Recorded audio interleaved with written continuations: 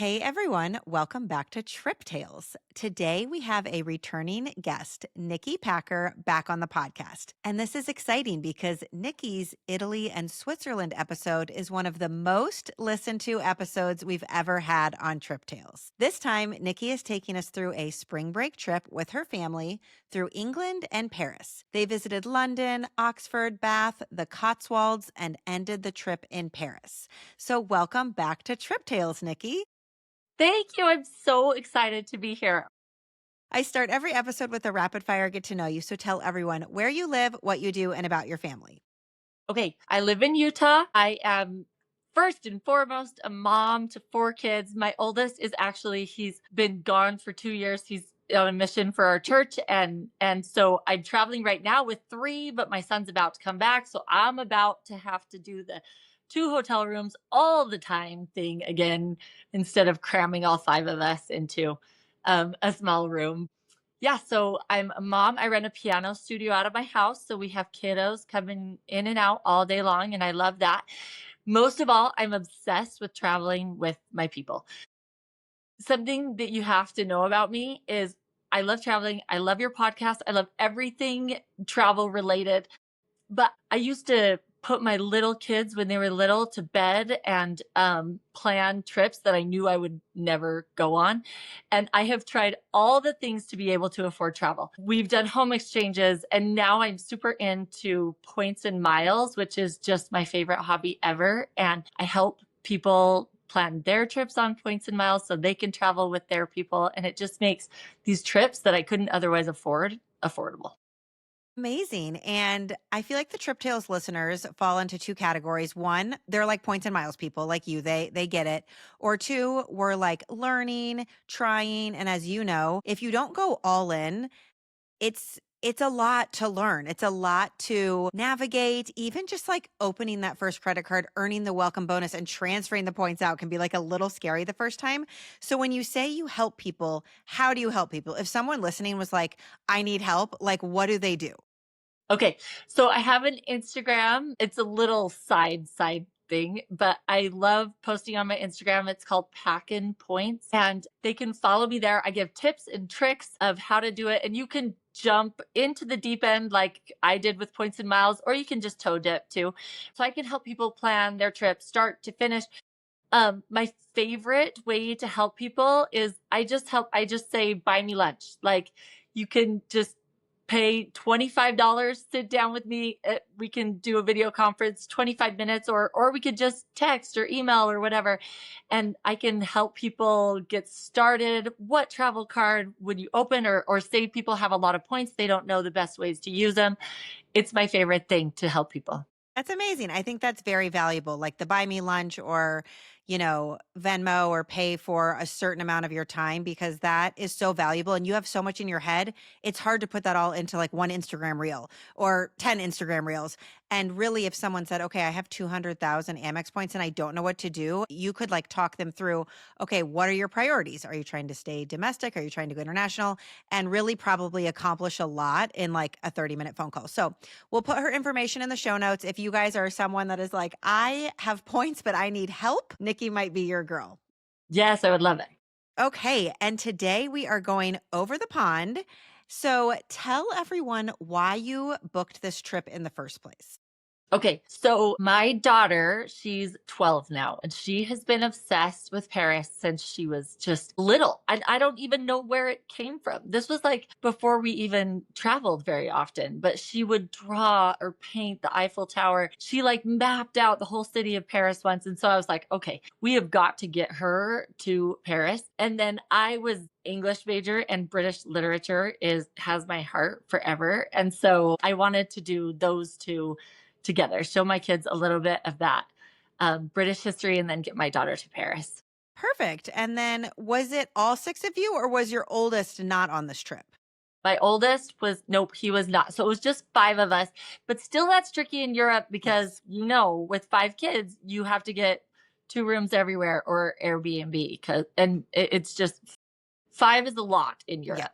I haven't planned a Europe trip yet. It's like on our radar soon-ish, but that always does overwhelm me. But there are a handful of people like on this podcast who do find the places that can fit 4 or 5 or, the discount that work, the family discount sometimes through Hyatt. So there are tricks and we'll talk through it all. But that is a new phase. I have some friends that are in this phase now too, where travel changes and like the oldest isn't there and oh my gosh, I could almost cry talking about it, but Yeah. it's just so weird, like the family dynamic shifts and changes and some people are like hallelujah, like it's less people on a trip, but it's interesting, like as that travel changes, it's been one way for so long and then all of a sudden you're like, we're planning it for a different amount of people this time. Yes, it does. I am one that it makes me sad. I want to travel with all my kids for sure, but I hope to continue to plan trips for them well into grandparenthood, and Yes. so we have a lot ahead of us still. I still travel with both sides of our family multi-generationally all the time. And that is one of the best ways to get everyone back together after everybody's grown. And like, there's so much opportunity that we can like dream about, like taking your grandkids on a 13th birthday trip somewhere cool, or like just a granddaughter to Paris. Like, okay, we could talk about that forever. But Yeah. let's get into your trip. So, how did you guys get over the pond? We found a great deal. Again, I'm a points and miles girl. So we flew Delta. The flight, they say the metal was Delta. So our airplane was a Delta airplane, but that trip would have cost us 91,000 points per person with Delta. And there was no way I was going to pay that. A trick is if you transfer your points to Air France is partners with Delta. And so we got those exact same flights for 22,000 points plus $30 per person. And that was out of where? It was direct. We're Salt Lake City based, so it was direct Salt Lake City to London That's Heathrow. awesome. How long Yeah. is that flight? That feels like it'd be long. It was about 10 hours. Yeah, because it's like 6 or 7 from the East Coast. Yes. Yeah. So it was a long flight and it was through the night. And did my kids sleep? No. No, they did not. No, not even a Hardly. wink. I mean, maybe my daughter maybe slept for an hour, hour and a half. So we were tired. And what ages ish were the kids on this trip? The 3 kids Yeah. that went? So my youngest was actually 11 at the time. Oh, that's another trick. If you book through Air France, kids 11 and under get 25% off, either cash or points. So Sweet. that's awesome. So she was 11 at the time. And then I have a son who's 13. And then my other son was 16. Okay. And at that age, they don't really need you. So if they don't sleep, that's just going to make the next day more challenging. But were you able to sleep? No, not at all. Uh, no, someday, look at all the points and miles people are flying lie flat seats. But remember, I have a family of 6, so we don't do that. And so, Same, girl. Same. so we are slumming it in economy for sure. And no, I did not sleep, but I got 2 books read. I was fine. Yeah.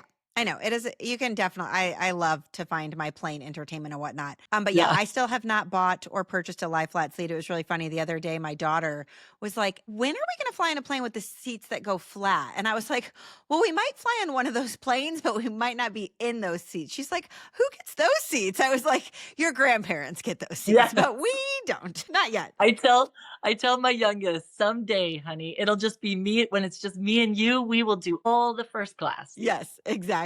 Okay, so you land the next day, presumably sometime in the morning. So what was your plan for this day? You're all tired. You gotta get to maybe a hotel, maybe something to do to stay awake. What's your plan when you land in London to like get through this day where you're all exhausted? Yes. Yeah. The plan was stay awake. That was goal number 1. So we dropped our luggage off at our hotel, What was the hotel? the Hyatt Regency London Blackfriars. Sounds so cool. Yeah, it was great. It was a bit of a trek from the airport, maybe half an hour on the train. We took the Elizabeth line from London Heathrow. Here's a tip for all hotels. Email like a day or 2 before your check-in. Do you do this? Always, yes. Okay, yes. You email. I have you a tell guide. them- I'll put it in the show notes. I have an Yeah. email upgrade guide with copy and paste Yes. emails. Yes, thank you. Yes, you always email before and just tell them why you're coming, what you're doing. We were there because my son loves Harry Potter, and Our first family trip to London. exactly. Yes. You say why it's special and you ask nicely for an upgrade. 90% of the time, they upgrade us. So we also had to pay cash as well to upgrade one of our rooms, which I emailed like months before and said, we will need 2 rooms. One of the rooms needs to sleep 3 people. This hotel only sleeps 2 people in the standard room. So they upgraded us, and I did have to pay like $50 a night for that upgrade to sleep 3 people in a But that's family like room. you wanted to ensure that you actually had Yes. beds for people's heads. So it's kind of important at that point to not just Yeah. roll the dice and hope for an upgrade. But like Right. in that case, it's like, okay, we kind of need this. Yes, exactly. So I make sure that we're covered with the amount of people we have, especially in Europe. Like I said, we cram in the United States, we cram all 5 or maybe even sometimes 6 of us when the kids were little into one hotel room, but I'm not going to do that in Europe. So we had the 2 rooms, but the night before our check-in, I emailed and asked for an upgrade. They upgraded us to a nice, like a higher floor, a nicer view. They decked out our room with balloons and Harry Potter stuff. Oh It was my so cute. gosh. Yeah, it Oh, was that's really great. so nice. Yeah. And So that was a great hotel. and what location is this in London? So the area is called the Blackfriars. That's the area. And it's about, we rented bikes one day and went down to like the Parliament Square where Big Ben is and everything. And it was about a 10-minute bike ride from our hotel. So, and there's a train station right across the street, like right outside the door. So you can get anywhere you want. Take the tube. It's easy, easy. And for the tube, are you purchasing a card? Are you using your phone? Are you tapping a credit card? How are you getting around on the tube? We're tapping a credit card. And because I'm the credit card girl, I had all the credit cards because you can't tap twice, but you could also use your watch to tap, but you Like you can't. couldn't tap for 5 people in a row? Right. That's kind of So annoying. it is super. We had, but for my little kids, my 13 and 11-year-old, they were free on the tube. So they have a different gate where they'd come in with me. And then my 16-year-old, I had to hand him his own credit card every time. So that was, I'm sure I could have bought a ticket too. And that would have been fine. But I just handed him his own credit card and he just went You're through. like, lucky for you guys, I have lots of Yeah, credit cards. for sure. Pull out the wallet. I'm your girl. Yeah. Okay. So you drop your luggage at your hotel and then you still probably have a full day of trying to stay awake. So what are Yeah. you guys doing to try to stay awake? So we went to the Tower of London. I chose this for our first day. It was kind of risky because it is a museum. So I was afraid that my kids would be really tired and bored, but it's outside almost the whole time. So I thought we could get that sunshine and just kind of move our bodies. It was awesome. I'm so glad I chose it. And I'm so glad I chose it for our first date. My main tip, do the beef eater tour. It's these people decked out in full costume. Like they look kind of like the changing of the guard costume, but a little more antiquated. And they tell stories. I mean, story after story of beheadings that happened in the tower and, things to really catch kids' attention. They're really funny. It was super fun. The tour is free with admission. I think they start the tours like, I don't know, 2 or 3 times throughout the day and you can just join in. So be sure to catch that. It was a lot of fun. Perfect. Love that tip. So you just need to get your entry and then it's almost like an exhibit, like find when the tour show starts. Yes, exactly. And like I said, it's mostly, I mean, you go in these different towers and you see how old kings and queens lived and their military bases and you hear the history of it. So that's really fun. But it's also just outside, being on the grounds. They have swords, they have a dungeon. It's just really fun and interesting for kids. Yeah, and that's a great tip for that first day, especially if you are landing in the morning and you need to combat jet lag because they say like as much as you can be outside in the sunshine, like that actually helps your body. So did you get into anything else this day? So that day we went to dinner at Borough Market. This is the place with the viral strawberries, the chocolate covered strawberries. Such a fun place to eat. Right outside of Borough Market, we ate at a place called Padella, and that is like the best Italian restaurant. It had handmade pasta. It felt just like Italy. It was so yummy. But Borough Market is really fun because you get those strawberries, which there's a lot of controversy about the strawberries. Some people say they're overhyped. I loved the strawberries. I highly recommend. They were so good. And then they just have a lot of different shops. It's kind of like food trucks, but I guess food stalls. And it's just a really cute, fun area. We went later in the evening when it wasn't quite as crowded. You're the second person that's mentioned Borough Market and that it's a great place, especially to feed a family because there's like lots of different choices. But I Mhm. haven't heard about these viral strawberries. I think since I haven't planned a Europe trip, I'm not getting fed all this stuff. So what's so special about them? They're just, I know it sounds crazy because the strawberry is a strawberry, but they were delicious strawberries. And then they put this really decadent, maybe dark chocolate sauce over them. And we got two to share. And that was our biggest regret of the whole trip, not getting one for everyone. It was delicious. Okay, good to know. Viral strawberries at Borough Market in London. All right, so you guys get to sleep all comfortably in two separate rooms at the Hyatt Regency. And then what are you doing the next day? Are you getting into more in London? Yes, the next day we woke up. Well, some of us woke up. My daughter slept for 13 hours. She slept a really long time. So I went on a run with the boys right outside the hotel. There's the Thames path, and it's like a fun running or biking path you go past. If you stay on it, it takes you all the way to Big Ben and the Houses of Parliament and Westminster and all of that. But we just kind of ran around on that path and just explored the city a little bit. Oh, we went to a couple of times we went to St. James Park. That's a really beautiful park. Great views of the London Eye. It's, that big Ferris wheel. It's a really great park. And then when my daughter finally did wake up, we rented bikes and rode around to Buckingham Palace, Parliament Square. We did not hit the changing of the guard. If you do want to go to the changing of the guard, get there early. I didn't super care and I didn't think my kids would care. Yeah. So we missed it.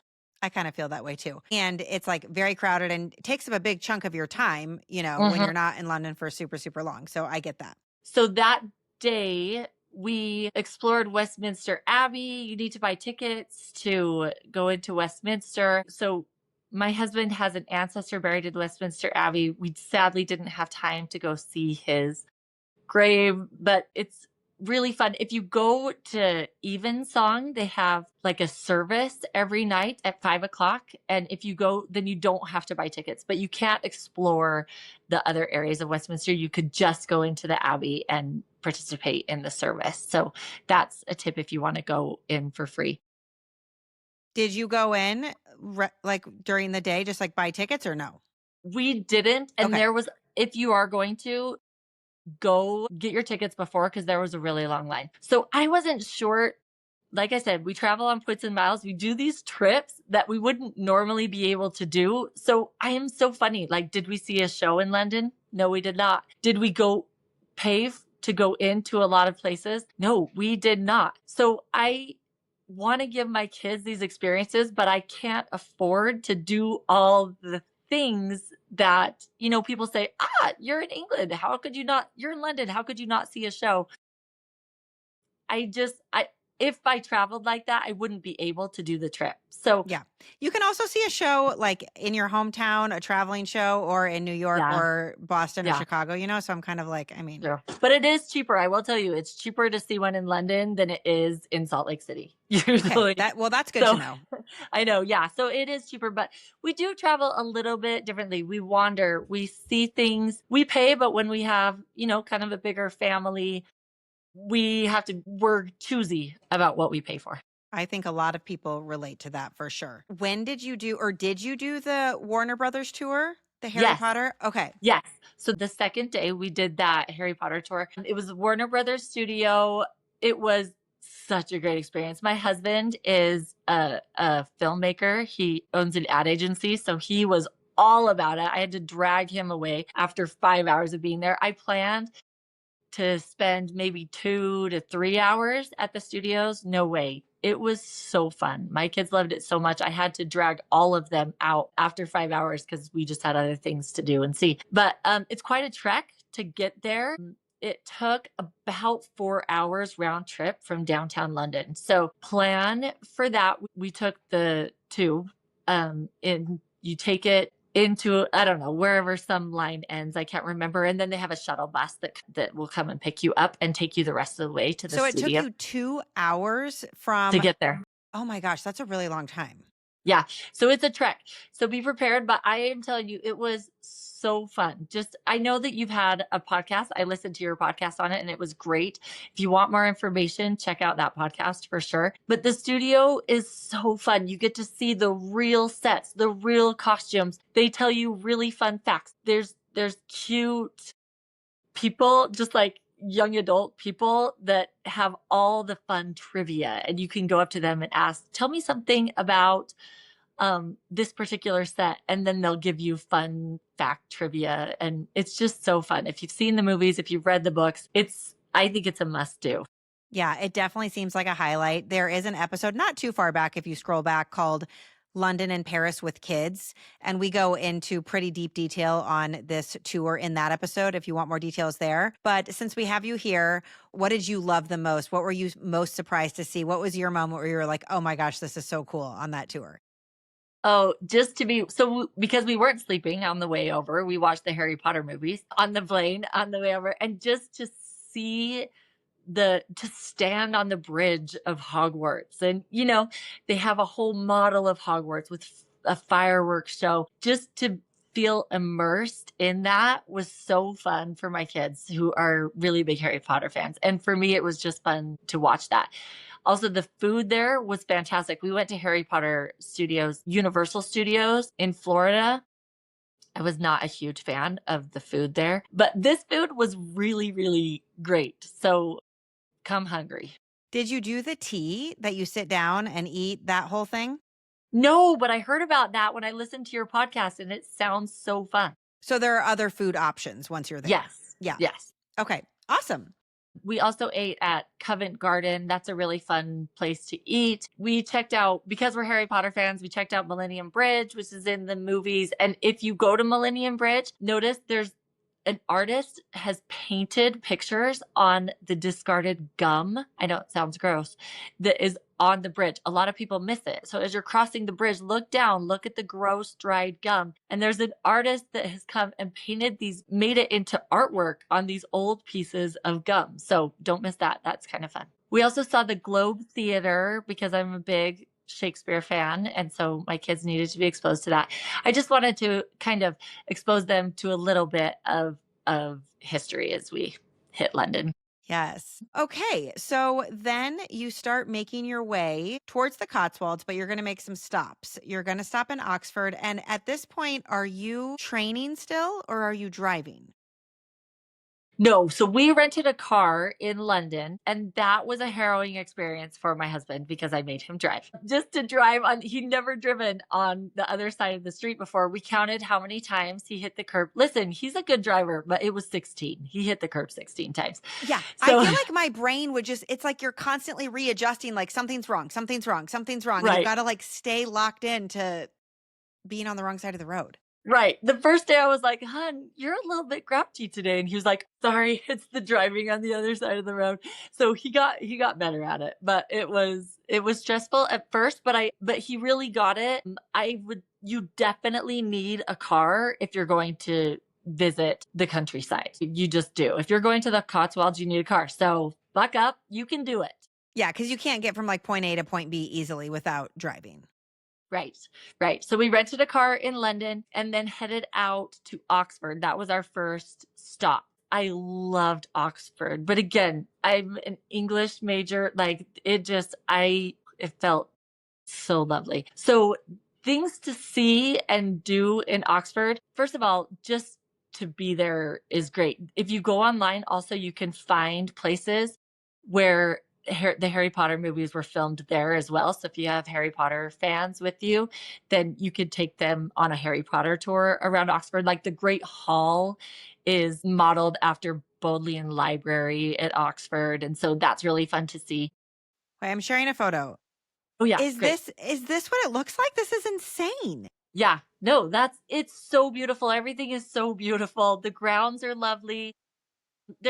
I was surprised that it's like they have part of it, I was a little disappointed because they have like modern stores there too. Like it's kind of feels like a mall where we Like an parked. H&M or something? Yeah, I was like, Yeah. "What? This is disappointing." Yeah. But once you get into the school grounds, oh, it's lovely. There's just so much history. The grounds are so beautiful, Were there like pristine. students there?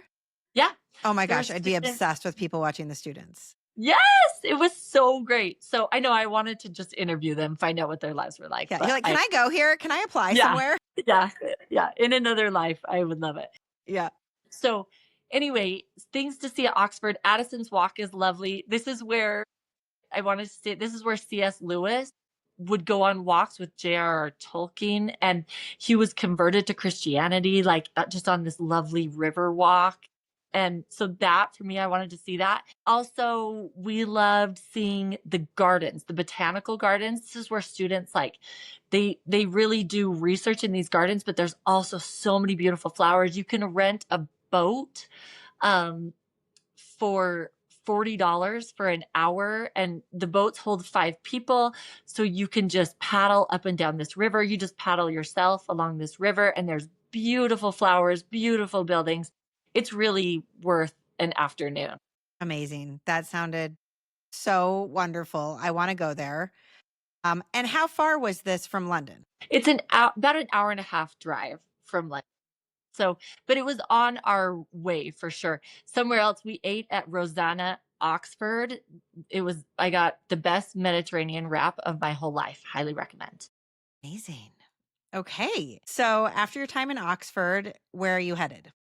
Okay. Then we went to Blenheim Palace. This is where Winston Churchill grew up. So this is this lavish, beautiful mansion palace kind of thing. And you can pay for different parts of the home. So we just paid for the grounds, but if you also want to go inside, they take you on a tour of his childhood home, and it's ornate and beautiful inside.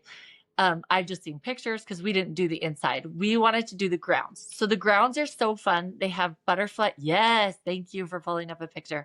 They This have is butterfly. amazing. This is where Right. he grew up. Yes. Isn't that beautiful? It's like Yeah. a Downton Abbey situation. Yes. Right. Yeah. Exactly. So I don't think it's really a palace, but it's called Blenheim Palace. I mean, look at it. So Yeah. they have butterfly gardens, which is so fun for the kids to walk through. My kid's favorite part, even my 16-year-old could have spent an entire day there. They have this enormous hedge maze, and it's hard to get through. My husband and I were doing it. It took us, yeah, you can kind of Is this see. it? Uh-huh. Yep. Okay, so we're just seeing the front portion of it, but it's Yeah. like one of those hedge maze, or it's like the Zen walking gardens. Like it's got that same vibe where you could go in a lot of different directions. And so you guys tried to make your way through it. Right. And we played games. It has like bridges you can get up on top of so you can plan your route, and then you get back down, and then I would get lost again and have to go back up a bridge. So Is we it would play above your games. eyesight? Yes. So Okay. yes, it's above. So you can't see where you're going unless you find a bridge and climb up it. And my kids they loved it so much that we would do time trials to see how long it would take to get through it. And it was a really fun place. They also have playgrounds, and they have this beautiful lake that you can walk around. I think it's worth a stop. It's really great. And this is in Woodstock, right? Yes. Yes. Okay. So if you're going to the Cotswolds, definitely on your way to the Cotswolds. Perfect. Stop here. Is the maze and all this outdoor stuff free? No, you have to pay as An well. entry fee. Okay. Got it. Yeah, but it was minimal. I think it was $100 for all 5 of us. To get in. And then you might have already said this, sorry. Is it an additional fee to go in the palace? Yes. Okay. So we didn't pay for that portion. Okay. Well, this still seems very cool and an awesome stop on the way to the Cotswolds. Generally, how far of a drive is it from London to the Cotswolds? I think it's maybe 3 hours. Okay. Got it. I mean, the Cotswolds is enormous, right? So it depends what part you're going to, but the most famous villages, I think that's 3 hours. I'm not exactly sure because we spent a night in Bath. And so. Okay. After this palace stop, are you headed to Bath? Yes. Okay. So, yes, after Blenheim Palace, we went to Bath. We stayed at the Abbey Hotel, which is a Marriott hotel. It was 30,000 points a night. Plus, we used a free night certificate. Just a quick, a lot of people I know have Marriott points and Marriott cards. That is a great way to get these Marriott points. I hardly ever transfer my Chase or my American Express points to Marriott because the value is just not very good. But if you have a Marriott card, that is a great way to use those. So we got 2 rooms there as well. And again, I was going to need to pay to upgrade one of my rooms so that 3 could sleep in one room. And they waived the fee when I got there, which was That's very nice. nice. Yeah, So it was when really 3 sleep in a room, I pulled up a picture. It's like it looks like a old abbey in yeah, London that or in England. What does that mean? Does that mean 2 full beds? Like when 3 can sleep in a room in England, what does that actually mean bed-wise? so it's usually a queen room if you're lucky, or a queen bed if you're lucky, a king, but the rooms are pretty small in Europe. And then there's like an additional cot, like they'll put a rollaway in there. Okay, got it. Good to know. So how is this hotel? It was great. My kids called it the haunted hotel though, so they might tell you differently. It had what they thought were creepy pictures on the walls, but Okay.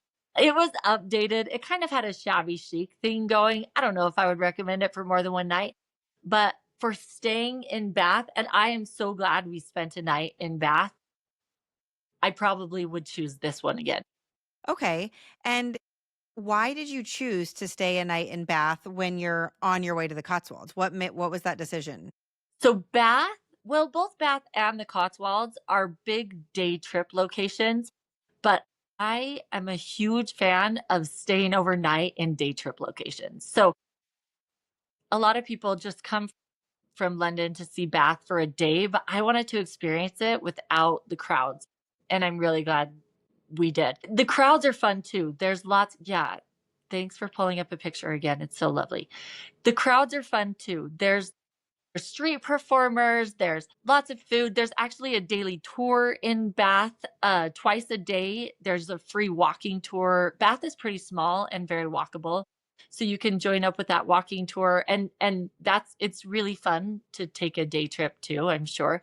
But I just wanted to be there when there weren't crowds. It was so lovely to go on a run that morning by myself and explore the town by myself over bridges and through these ancient Roman, cities, and see the rivers. And so Bath is like a hot spring, and they said that it has healing properties in it. Back in ancient Roman times, the people would come and they would be healed. It was kind of like a bougie vacation spot for the wealthy Romans. And that's kind of where this started. And that's why it's called Bath, because people would come to these Roman baths. And it is we have a picture pulled up and it's very, ancient looking city with rivers and bridges. Did you go see any of the ancient baths?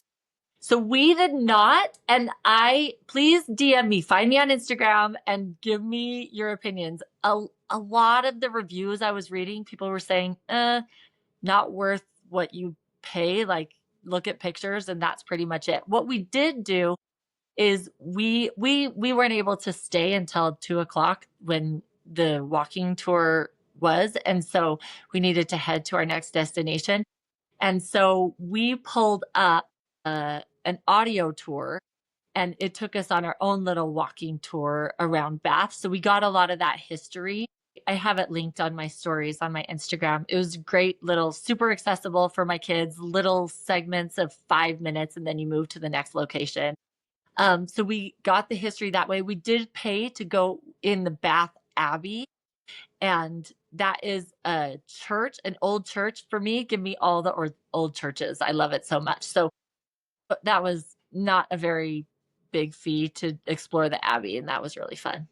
That is becoming like a common theme now, is there's so many now. I mean, between podcasts and audio tours and just ask ChatGPT or Google one, you can find free audio tours, nominal prices to get a tour of where you're at, which is so awesome because you're just like on your own time, use your own AirPods pods or whatever. So that's cool.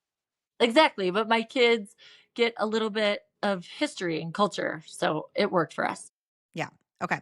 And so we haven't made it to the Cotswolds yet, but so far on this drive, what are you seeing? Like, what is it looking like? The countryside, leaving London up until now, up until Bath. Like, what's the drive like? What are you seeing?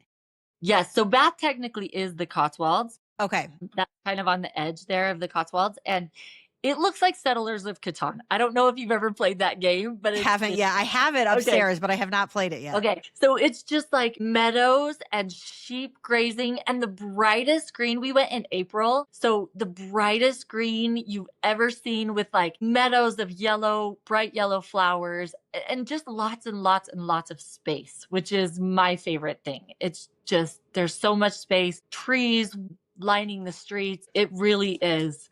The drive itself is something to see. Amazing. Okay. So now you're moving on from the edge of the Cotswolds, Bath, into more of the Cotswolds, which I have never been to. My mom has been, loves it so much that she was like, should I get a second home here? But like, it's so unpractical. But it's really funny. While they were there, they met a guy from my town, Franklin, Tennessee. They met a guy from Franklin, chatted with him, and he said he has a second home in the Cotswolds. So she was like, what are the chances? This is crazy. But I think it's safe to say that might be my mom's favorite place on the planet outside of like being places with her kids. So she raves about it. I know it is large and there's lots of different areas. And even some of her friends will say, where should I go? And she'll go, I have to like drop you a pin because I can't like, there's not like a place to map to. It's just a place I love. Like, where was this picture taken? She's like, I have to just like drop you a pin. So how did you decide where to stay in this vast area? So, oh, can I say one other thing? Let me just Yes. say one other thing about Bath. Yes. We got out of the city and decided to take a hike with our kids. So you asked about Yeah.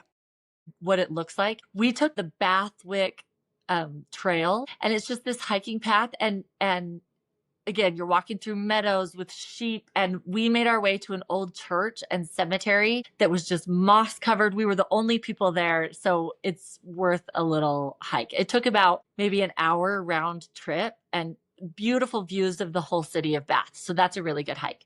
Awesome. Bathwick hike. Okay. Yes. Okay. Now you asked me, how did we decide where we stayed?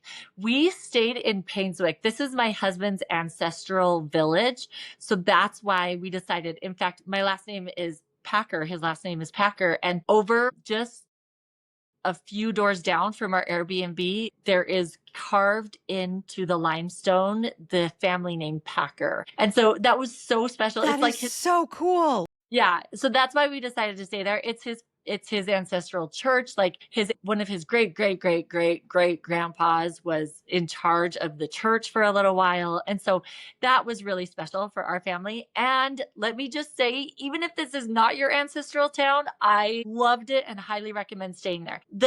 The main villages, the main Cotswolds villages that people think of are like that people definitely want to hit are Burton on the Water, which is so cute. It's a series of bridges over these little rivers and streams. So all the Cotswolds is just old stone houses, thatched roofs, that kind of a feel. Lovely gardens and then these meadows with sheep. So you another village is Upper and Lower Slaughter, and there's a path between those two that a lot of people walk. Chipping Camden is also lovely. It's yellow houses with that like these straw roofs kind of. And then Bibbery and Stow on the Wald. Those are the Like main you're going to say villages. bippity boppity boop. Yeah, I Bivery. might. I just might. And so those are the main villages that we definitely wanted to hit that are very popular. But the problem with those villages is people day trip there or they are very popular. So they're crowded during the day. There are a lot of people there and there's cute little shops and, get gelato, walk from town to town. A lot of people do the Cotswolds Way hike. And this is a walk that takes 5 to 10 days and you just stay in different villages along the way. The whole path is marked with cute acorns. If there's an acorn carved into a post or a building, you're on the path. It's So those people that are doing that hike are like they haven't rented a car and they Right. have like I'm guessing some sort of a backpack luggage situation that they're making their way that way. Right, Okay. exactly. It's something popular. People hike Cotswolds Way. Someday, maybe someday I'll do it. It sounds really great. But let me just put in a plug for Painswick where we stayed. Not crowded at all. It is 30 to 40 minutes outside of those really popular villages. And you're not sad about driving the 30 minutes in the Cotswolds because it's lovely. And the only people we met were people who lived there. That is Our so Airbnb cool. owner lived there. It just felt so authentic. It was so lovely. And the best part is right in the middle of the town. I mean, there's what, maybe 100 houses in the whole little town. They're all limestone, this white limestone. It's so cute. And right in the middle of the town is St. Mary's Church, where they have 99 yew trees, these little lollipop trees. That picture that you're showing right now was the view from my Airbnb window. Like, That is crazy. Okay, you guys, yeah, I have to explain this really quick. So it's a limestone church that's very English countryside looking with like the pointed roofs and a super tall steeple, very adorable church. And these trees, they almost look fake. They look like topiaries or out of like Dr. Seuss land. So what are they called? yew trees. It literally looks like a gumdrop of green topiary on top of a trunk. They're so cute. Yes. Yeah, that's such a good description. And they have this legend that they're supposed to be only 99 because apparently they've planted the 100th one and it just has died time after time for centuries. So anyway, it's just so cute. We played like night games in it, and I hope that's not disrespectful because there's a cemetery there too, but it was so fun with my kids. Not a crowded village at all. It is absolutely lovely. Oh my gosh. Okay. And did you just book this straight on like Airbnb? Because that feels Mhm. like, okay, sometimes I don't think I've ever booked an Airbnb or a Verbo out of the country yet. So I'm just like, everything's good. Like, we're all Yes. good here. Yeah, it was great. The owner was lovely. She had fresh milk for us, and it was my son's birthday when we were there, and she had put up a birthday banner, got us a delicious chocolate cake. It was so great. Nice. Everything was perfect about this Airbnb. There was a room just for wellies, like just for those cute little English boots. It was so Yes. lovely. A welly room. Yes, everyone needs a welly room. And we paid for this with points from our Capital One cards. Like that just cancels out vacation rentals. Any vacation, any travel purchase is canceled out with those points. So that was great. That is so cool. In terms of getting food in the Cotswolds for a large family, did you visit a market? Are you just finding food along the way? Like, what's the food plan while you're here? Great question. So we did have a kitchen for the first time and laundry. I did all the laundry here. So actually, the first morning we were there, we went to a farmer's market in Stroud, and this was also awesome. That Stroud was sounds only perfect. yeah, it was great. And it again, it was just local people. I didn't meet another tourist there. We stood in line for about 10 minutes with this lovely guy who lived in Stroud and came there every Saturday to get a wrap for his wife and kids. It was so dreamy. They had delicious donuts, real farmers selling their wares, and also like people who had made soap. And it was such a great farmers market. So we stocked up there for things for the kitchen because we stayed 2 nights in the Cotswolds, well, in Painswick. And so we stocked up on food there, but there was also markets and plenty of restaurants, especially in those popular villages that I mentioned earlier. Lots of places to eat. We ate lots of gelato, and there's options. Where is this from? I'm pulling up a photo of the cutest gelato I've ever seen in my life. Where did you get this? It's like a cone that's like covered in cookie or Oreo dusting and then gelato and a little cookie on top. Yes, we got that at Burton on the Water, and we all got gelato, and then we just went and sat on one of the cute bridges that went over this little stream surrounded by, you know, medieval homes. It was so great. Okay, I'm just going to pull up a general photo of the Cotswolds while we kind of talk about what you did there because I love this picture. It's just tulips. And is this the Cotswolds? Yes, that's Yeah, okay, exactly what just it making feels sure. like. So you've got a car, you've got your Airbnb in your ancestral town, which is great. What is your plan? How are you navigating the Cotswolds? What are you doing each day? Like, what's the daily plan? So we walked from village to village for a lot of them. So that's like a hike through a meadow, and then you arrive at the next village. And then we're also driving from village to village as well. And honestly, sometimes we would just pull over. My kids would say, I want to go explore that area. So we'd pull over on the side of the road and they would wander through the woods and go down a little path. Just lots of woods, lots of walking. Our original plan was to bike through the Cotswolds, which I'm so sad we didn't get to do because um, people, you can rent bikes. They wouldn't let my daughter, who was 11, rent an e-bike, and it is very hilly. There's lots of ups and downs, and so we weren't sure if she could do it on a regular bike. So we'll have to go back. But I that is on my bucket list for sure, to bike from town to town through the Cotswolds, because these streets are just through meadows and fields, and there's not very much traffic. So I think biking it would be really great, but you have to be 14. For everywhere that we found that was open, you have to be 14 to bike it. Okay, good to know. Yes. We also went to Broadway Tower. Broadway Tower is this big medieval, yes, this big medieval tower. We're a big hiking family, so we showed up to Broadway Tower. It's so fun. It's like this military stronghold, huge field around it. It's really beautiful views. Yeah, There's it's really sheep like and off in the distance, you guys. It's like a green meadow, and I presume it's a pretty big tower, but like from the picture, it almost looks small because it's so far away. So there's like a lot of open space around it. yes, you can see in your picture there's a little trail. We took that hiking trail out for about half an hour walk and just walked through the meadows and fed the sheep, and it was great. And it was really fun because Broadway Tower, when we came back, we were the only ones there. So it was probably about 6 o'clock at night, and there was nobody there. Could you go up in this? No, I don't. You can't Okay. go up in it, but it's just a really beautiful area, really cool tower. There's plaques that give you history on it. We also hiked Beacon Path in the Cotswolds.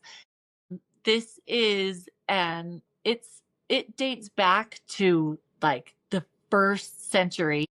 They had built these tunnels and bunkers, kind of military bunkers. The Romans had built it. And then so it's just this really uneven landscape from those bunkers, and part of them are still there, like there's roads of them there, and then they turned it into a golf course. So you can hike up there, and when we went the golf course was closed and we just wandered around the golf course. In fact, we played Ghost in the Graveyard on the golf course. So it was really great. Amazing. And while you're exploring all these towns and taking all these hikes and moving from place to place, did you eat in little restaurants for dinner? What did you do for dinner? What was the food like out here in the countryside? Yes. So the food is, I think, great for kids. London isn't super famous for its food scene, right? Well, London is, but probably the countryside not England. so big, Yeah, right? isn't. Yeah. But for my kids, it was great. Meat, potatoes, carrots, nothing super fancy, just little pubs and places like that. So it worked fine. Our kids really liked it. My husband and I thought, nah, it's mediocre. It Yeah. was fine. Yeah. Okay. Yeah. Got it. So one last place we went to Gloucester Cathedral in the Cotswolds. If you're going to go to one cathedral, I recommend this one. It has a few Harry Potter scenes were filmed in the cloisters. That's like the corridors in Hogwarts, and it's these intricate hallways that are just beautiful, really iconic. These long, pale corridors where light kind of filters through in geometric patterns. It's free to go in, but you can donate if you want. We just donated a few dollars. It boasts one of the largest stained glass windows in the UK, which is really cool. It's as big as a tennis court, really fun. And then they have fun dress ups and exhibits for kids and to teach them about the kings and the queens. And so the history. And so that's really a fun place to visit. Awesome. Okay. And I want to get your take on this because I feel like if you polled 100 people and you talked to 100 adults, most would say the Cotswolds is a better trip for adults or retirees or something that you maybe wouldn't take kids to. So give us your take on why the Cotswolds is a great place to visit as a family.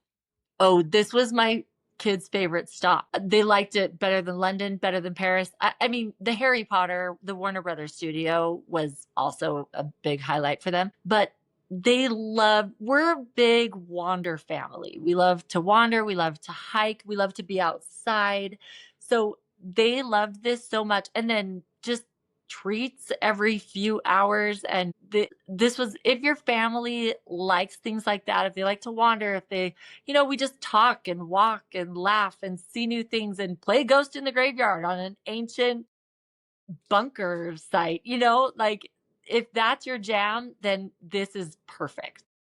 I love that about your family and about your episodes because I feel like a lot of us travel lovers can get a little caught up in the itinerary and you got to hit the certain things and you got to make, okay, come on, we've got tickets to this, we've got a reservation here. And I feel like you guys do a really good job of just like slowing down. Like I love that about your Tuscany stop where you're just like, it's wide open spaces. We're going to wander, we're going to explore, we're going to get into the town and with the locals. And I think that's like such a good reminder for a lot of us. So I love that about you guys. Yeah, that's our style of travel for sure. I take my kids to New York and they want to spend their entire time just exploring in Central Park, like throwing rocks. And I'm like, we can do this in Utah, you guys. Yeah. You're like, I like to wander, but I also like to see something. So come on, we're Yes, going to go. yes, yes, yes. Looking back, do you wish you had more time there or did you think it was the right amount of time? So technically, I guess it was 3 nights if you include Bath in it. And yes, I think we saw everything that we wanted to see. For me, 3 nights was enough. Perfect. And now you guys are off to Paris. So I assume you had to add Paris to this trip because that was your daughter's so far, her lifelong dream. She's dreamed of it for so long. So you're going to make sure it happens. So, how did you get to Paris from the Cotswolds? Yes. So there are 3 main airports in London. And so I just checked flights from all of them. Guys, flights in Europe are so cheap from country to country. I couldn't even believe it. So our cheapest option, there are a few ways to get there. I wish I would have booked early enough to take the Channel, that Yep. train that goes under the English Channel. Yep. Because I think that would have been a really fun experience. But when I got around to it, it was about a month before our trip and the prices had skyrocketed. So book that early if you want to do it. Yes, book that early. And I think it would be such a fun experience. So I'm sad we missed that. But we flew London Gatwick to Charles de Gaulle, and that flight was around $20 per person because kids are cheaper. So my husband and I were like 25. The kids were 15 for their tickets. That's So insane. cheap, right? How are they even making money?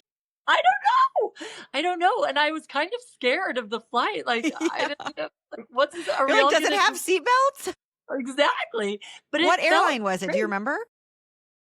EasyJet. Okay, So yeah, they I've have taken some of those before. Yeah. yeah, so EasyJet, and they also have Ryanair, super super cheap flights. They do charge you for every little thing. So each one of us had to pay $30 to check or to bring our carry-on bags. The backpacks, we each traveled with a backpack and a carry-on bag. There was $30 for each carry-on bag, but still that was cheaper than the Channel. So it worked great. Charles de Gaulle is a bit farther out of Paris. So we paid for an Uber to take us in. When you're traveling with 5 people and you're traveling that far, an Uber is just about as much as the train is. So we took an Uber into our hotel in Paris. We stayed at the Hyatt Paris Madeleine for 30,000 points a night. Again, we needed to get 2 rooms. But those rooms are like the one, especially that sleeps 3 people, it's $700 a night. So I was really happy to stay there. It was a lovely hotel in a great location. I'd highly recommend it. I really wanted to stay at the Paris Étoile, the Hyatt Paris Étoile. That one is a little bit less points, a little further out from the city, but I just wanted to do it for the less points. So look at both of those. I think they're both great hotels. Yeah, those are very popular for points people transferring like Chase Ultimate Rewards points out to Hyatt, which I know all of that's like changing pretty soon, but book it soon. Yeah, exactly. Okay, so you've got about a day and a half in Paris. I'm sure your daughter's thrilled. What are you prioritizing while you're there? Yes. Okay. So Paris was a whirlwind. We went straight to the hotel from the airport, dropped off our bags, and then we went straight to the Eiffel Tower because it was going to twinkle Yes, and you have we were to. not going to. Yes. We just thought, what better way to come into Paris, right? So it was such, in fact, I have a funny story. It was such a great moment. We're all gathered around the Eiffel Tower. It is twinkling. I'm sitting on the lawn, just looking up at it, thinking, I can't believe I'm here. My daughter is getting emotional. Like she starts to cry because she can't believe she's here. It was the best moment. And I will say about the Eiffel Tower, I'm not one to be just kind of starstruck by these iconic places. The Eiffel Tower was stunning. It took my breath away when I saw it. It was so beautiful in person. So we're all just feeling the magic of it, sitting on the grass staring up at her beauty, the beautiful Eiffel Tower, and someone came right in front of us and started peeing. And I Stop. and I was like, "Welcome to Paris, everyone." Way to ruin the moment. I know, but it just kind of felt so like We're back in the big city. yeah, like it just I was like, and that's Paris, right? It's so beautiful, but also you're like, oh, what did I just step in? So, but Wow. it was so lovely. It was just What like the did your best, kids funniest do? moment. We just laughed. My daughter did not like it that Mhm. this guy ruined her moment, Exactly. but the rest of us we were cracking up. It was just so funny. I'm like, yeah, that was perfect. Yep, So, that's my plan in Paris too. I actually fly to Charles de Gaulle in like 2 weeks or less. And our plan is to see the Eiffel Tower sparkle. And my husband, apparently his dream was to go up it, which wasn't my dream, but I'm trying to be like, okay, we'll do that. So I got tickets to go all the way to the top. So we're doing the whole thing. oh, I'm so excited. I'm gonna follow along. That's so Yeah, great. I can't wait to share about it. So, Good. That's so fun. well, I'm glad you guys got your sparkly moment. And then the next day, do you have a full day or are you flying out that night? No, we have a full day. So we spent 2 nights in Okay, Paris. perfect. Perfect. So we had the evening at the Eiffel Tower, saw that, checked that off the list. It was so lovely. We got crepes by the Eiffel Tower. Do it. Crepes in Paris are different. So that was so fun. And then the next day, it's like, okay, guys, everybody put your walking shoes on. We have one day to see all of Paris. And I feel like we did a pretty good job. So I'll take you through this and try not to overwhelm. First, our first stop was the Louvre. We did not go inside the Louvre. I was going to be overwhelmed. I felt like if we went inside the Louvre. A lot of people, though, do Louvre Light, which is a great idea. You can go in, see Winged Victory, that statue, see the Mona Lisa. You know, a lot of people just see the highlights. I think it gets very, very crowded at those highlights. So we just Yeah, if you opted. see the Instagram videos of people at the Mona Lisa, it's just like it's so small and there's just like a million people. Yeah, exactly. Yeah. So we decided to skip the interior, but we went and explored the grounds of it. It's so huge. That museum is so huge. So it's really fun to walk around, people watch. We got breakfast right by Tuileries. How do you say this? Tuileries Gardens, Hmm. which is just right outside the Louvre. We walked Tuileries Garden for like an hour. It's really lovely, lots of statues, flowers. We got breakfast right there. There's a bunch of cafes that just line the street. So it's just So quintessential Paris. Parisian. Right? Yes. Exactly. Yeah. So we got breakfast there. And then the plan was this is my biggest fail. I was so tired after planning England that I just kind of like kept not planning Paris. And I did not get our tickets to the we really wanted to go to the Musée d'Orangerie. I don't know. I don't know how to say that. It's the one with Monet's water lilies. It's a small, very palatable for kids museum because the big highlight is the water lilies paintings. So I thought that would be so memorable for my kids. I did not get tickets ahead of time. My husband and I waited in line for like an hour and the line moved Hardly at all. Well, my kids played in the gardens. They were fine. But I even came back. I left my family when they were in Notre Dame, and I came back and tried to wait in line again and again. The line just wasn't moving. Get your tickets beforehand. Learn from my mistake. I blew it. So that was our plan, but we didn't make it into that museum. So then when we gave up and we wanted to hit a couple of cathedrals, some really good ones to hit. Saint-Sulpice is a really great one. That one is a lot smaller and not as many visitors there. So we really enjoyed our time there. My kids got to experience that cathedral feel in Paris. Also, Sainte-Chapelle is beautiful. It has the beautiful stained glass. When the light shines through, it's stunning inside. So those are some good places to hit. Then in that same area is Notre Dame.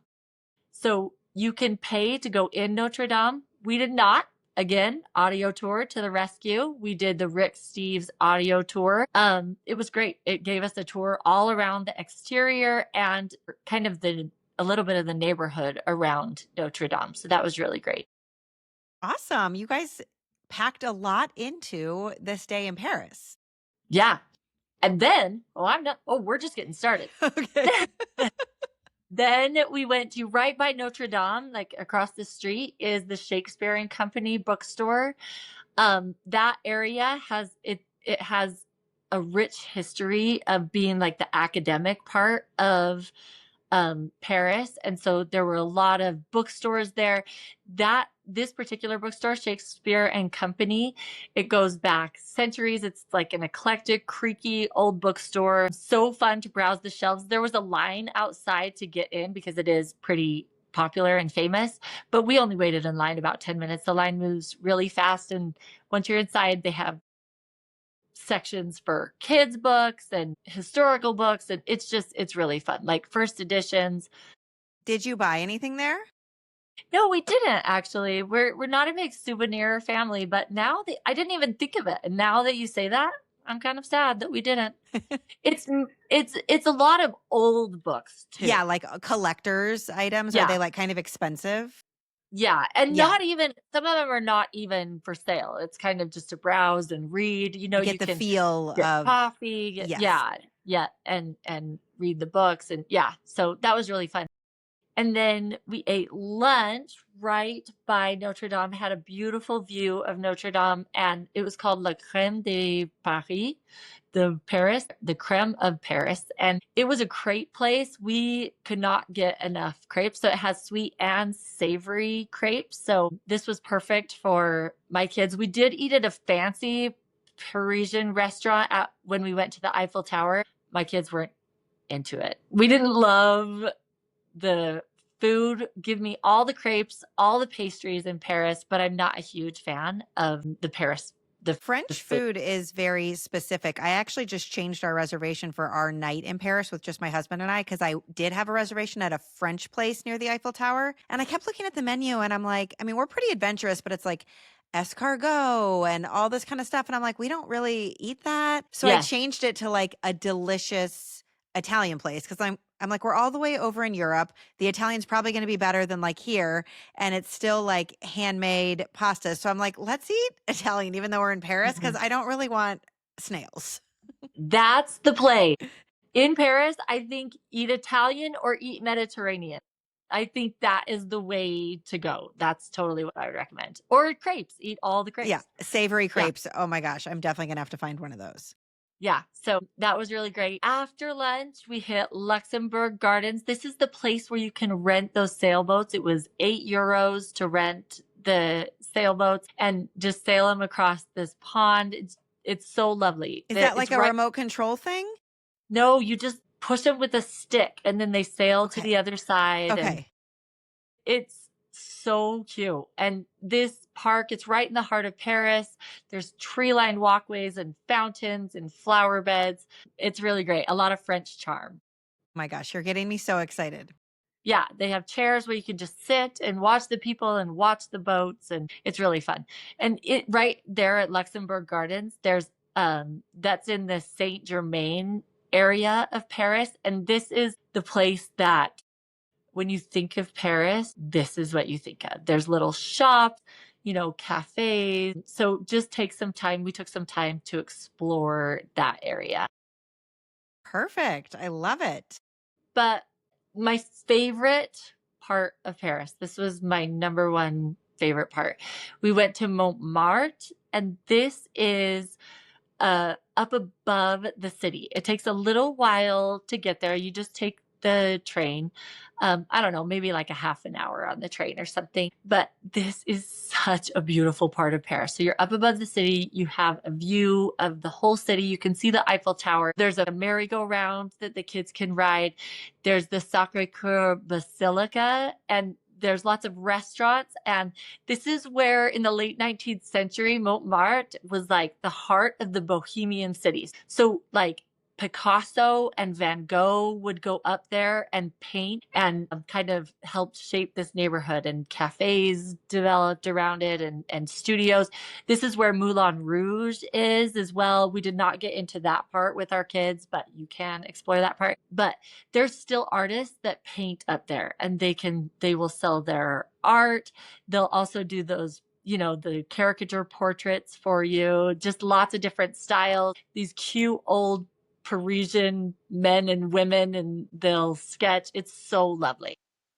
Now that you're saying it, I'm reminded that on the other Visiting London and Paris with Kids episode, they go here as well. So this definitely Oh, feels good. like a place that 2 Trip Tales listeners have loved.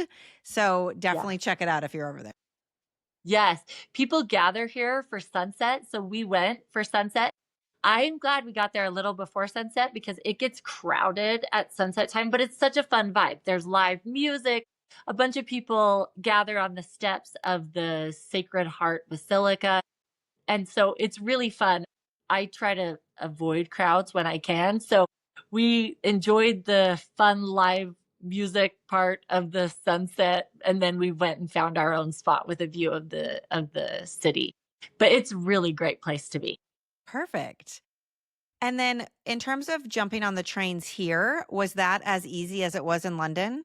You did need to buy a ticket. So what was nice about London was just they would just charge your credit card, But in Paris, we did need to buy a ticket. But my tip for Paris is we took the train like to go to Montmartre when it's a little bit farther out. But our favorite way to get around Paris was actually the buses up above, because then you can see all of Paris as you're going. And it's the same price, but we love to be able to drive through and see the different parts of Paris. So I recommend above ground travel for Paris. Perfect. Good to know. After Montmartre, after we saw the sunset, we went back to our hotel, and then we had our early morning flight. So it was back to the airport the next morning. And did people finally sleep on the way back since you had been sightseeing and running around Europe for 7 days? No, no, I guess we had all adjusted, but it was a daytime flight. So they watched lots of Harry Potter movies. We were upgraded to the bulkhead seats. So now I can never go back. The flight was great. We flew Air France home, and that one was a little bit more. Our flights, I think, were 30,000 points per person, plus the taxes and fees on that are a lot. Sometimes flying out of Europe. So we got there for $30 per person, but remember we were flying a domestic airline, so it was $30 per person. But coming home, it was about $225 per person in taxes and fees. So, and we had a layover in Seattle and then all the way home. Amazing. This trip sounds so awesome. And I love your family's style of travel. I'm going to ask some rapid fire questions before I ask the final question. Since you're often booking on points and miles, how far in advance do you typically book flights or hotels with points?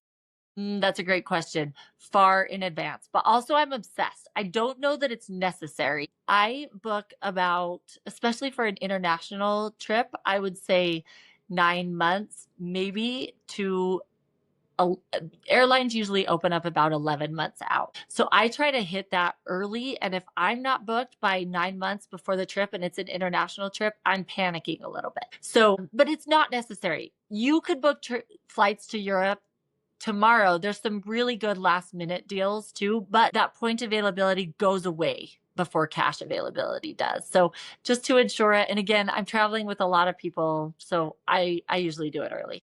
Yeah, I plan that far out in advance as well. Like I typically need my next, like at least like 12 months from now, I need to know what the plan is, at least, what are we doing Yes. next summer? Yeah. Let's start conceptualizing that. Don't ask me what I'm making for dinner tonight. I don't know. Yeah. But I can tell you where I'm going next spring break. Yes. Yeah. Same, same. In your opinion, what was the most magical moment? Oh gosh, that is so hard. So many. I know there's so many. You can pick a Even couple. okay, I would say the sitting in front of the Eiffel Tower because it just felt like I can't believe we're here and we made it, even though someone peed in front of us. But it was oh, it just I still can't believe that we've been there. Like I'll see the Eiffel Tower, hear about Paris, and I'm like, wow, we really went there. So probably that moment. And then maybe that hike in Bath. Again, it felt like I just can't believe we're here. I can't believe there's an ancient Roman city down there that we walked through and now we're in this meadow sharing a hike with these sheep, you know? It felt pretty magical. I love it. What a dream. On the other hand, what was the hardest part about this trip? Mm. For me, I'm really bad at food. I need somebody else in my life that can plan my food because I know what I want to see and do. But those moments of everybody's hungry and we're starting to break down and I haven't planned it. And so I'm trying to find a review with over 4.7 stars and how are we going to get there? And like And I getting a need big to, group in. That's what's hard for us yeah. sometimes. It's like, okay, now we need a table for 5. It's not like you can just like go, one or two people slip into a restaurant. Yes, and we made reservations at a place I really wanted to eat is the Dish Room in London, and we made reservations 3 times, one time in Oxford and then our 2 nights in London, and we just never made it to any we were caught up doing something You're else, wandering. You're and we're wandering. wandering, and so that and then it was like, "Well, we had this reservation, but we missed it, so we have to grab smash burger," and, like, that's Yeah. disappointing. So food was frustrating, but it was worth it. What do you think your kids' favorite activity was? Probably the Warner Brothers studio and also the Cotswolds, wandering around the Cotswolds, just being outside and exploring, they loved. And then what is one thing you were really glad you packed? Oh, a dirty clothes hamper, always a dirty clothes hamper. I get those little ones that kind of collapse down. And when traveling with a family, it's just my 16-year-old son doesn't know which of his underwear is clean and which is dirty. And it is just so nice to say, put your dirty clothes here, and then we pack it up, shove it in the car, or, I'll put it in separate bags, just make sure it doesn't get mixed together with the clean clothes. Yeah, we have 5 or 6 of those, and I brought one on our cruise because it was so helpful in a small cruise room, but I kind of forget to bring them on other trips, and it really does contain everything because otherwise you've got these, like, dirty clothes piles everywhere, and yeah, with, like, teens and the clothes and the suitcases are all, everything's coming out of them, so that's really smart to stick one of those in because it takes up no space. I also like to bring trash bags. I always bring, like, 3 trash bags, so for that very last day when I'm packing up, it's like dirty clothes are in trash bags, and then I know when I get home, I can just dump those straight into the laundry. But I do have to be Yeah. careful in hotel rooms. Like, you don't want someone to accidentally throw them away as trash. Yeah, that's a good point, actually. That is a good thought. Yeah. Okay, Nikki, I end every episode with the same question. If someone listening is considering this trip, what is it about England, the Cotswolds, and Paris that would make you say, just book it?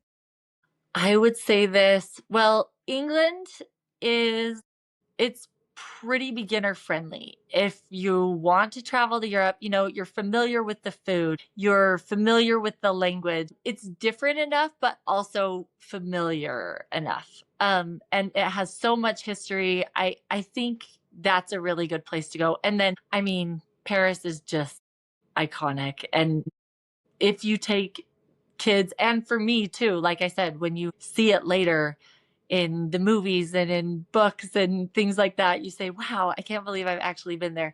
I feel for travel in general, I just say, take the trip. It's stretching. Is it uncomfortable? Yes. Yes, it is. There are new situations. It has a way of removing your usual comforts and distractions. But in that uncomfortable space, there's magic. And I think kids get to learn to compromise over the middle seat and in ways that they don't at home, and they play together. You've mentioned this before on your podcast. They play together in ways that they don't at home. And my husband and I, we come to new levels of patience with and for each other. It's not easy. Travel is not easy, but it is wonderful. That was so beautifully said. I loved every moment of that. Thank you for sharing that. And thank you for coming on the podcast again. We're also inspired by all of your travels, but especially traveling with big families over to Europe. I know you've inspired me. So remind people where they can find you online. Yes, I'm at Pack and Points on Instagram. And we will put that in the show notes. Thank you, thank you, thank you for coming on Trip Tales again, Nikki. It was so fun. Thank you, Kelsey.